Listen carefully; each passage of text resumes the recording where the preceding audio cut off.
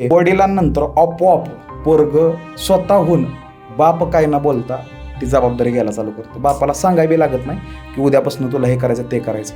मला हा खूप वेळा प्रश्न पडलाय की जसं आम्ही 25, 26, 27 वर्षाची मुलं आम्ही बसतो आणि विचार करतो की उद्या लग्न झाल्यावर फ्लॅटचा EMI एवढा आहे, मुलं बालं झाल्यावर 1.5 लाख रुपये LKGला फी आहे, ह्या गप्पा पोरी मारत असतील का?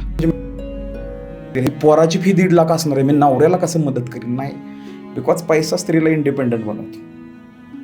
आणि ती बरोबर आहे, कारण तिला इंडिपेंडन्सच दिला नाही, त्यामुळे तिला वाटते जॉब करून मिळालेला पैसा इंडिपेंडन्स आहे. बरोबर. पुरुषाला इंडिपेंडन्स म्हणजे काय, मला 6 वाजता चहा प्यायला सोडा बरोबर, आणि तुझं किती लागलेत माझे किती लागलेत बास, हा आमचा इंडिपेंडन्स आहे. उद्या मुलगी कमवायला लागले तर ती चांगली राहू शकते, तिचा ड्रेसिंग सेन्स बदलतो. मला दाखवा 12 लाख असणार पॅकेज असणाऱ्या पोरीचा ड्रेसिंग सेन्स, तिचं वागणं, तिचं लाईफस्टाईल, पोराचं. खरं पोराचं 12 लाख आले, 8 लाख 3 दिवसात गायब आहेत. EMI हे ते. पण मुली, आता काही मुली पण आहेत ज्या हे सगळं करतायत, कष्ट काय. मी TCS ला असताना बघितले, पण 20% आहे ना.